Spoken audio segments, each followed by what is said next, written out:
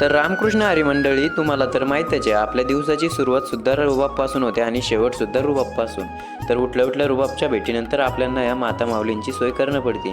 तर यांना कुट्टी टाकून मी सकाळीच 5:30ला बांधून दिलं गव्हाणीवर चारा खाण्यासाठी.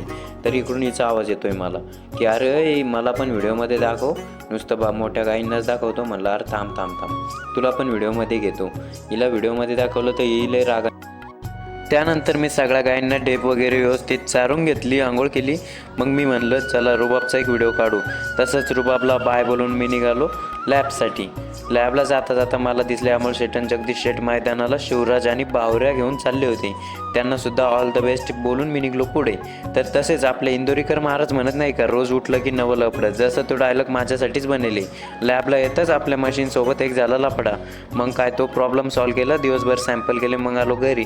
तर घरी पिल्या शेटचा चालू होता माझा एक व्हिडिओ शूट कर.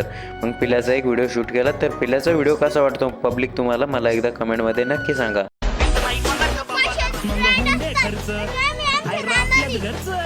मग होऊन दे खर्च आपल्याच घरचं, मला पैशाचा माझ नाही भावा.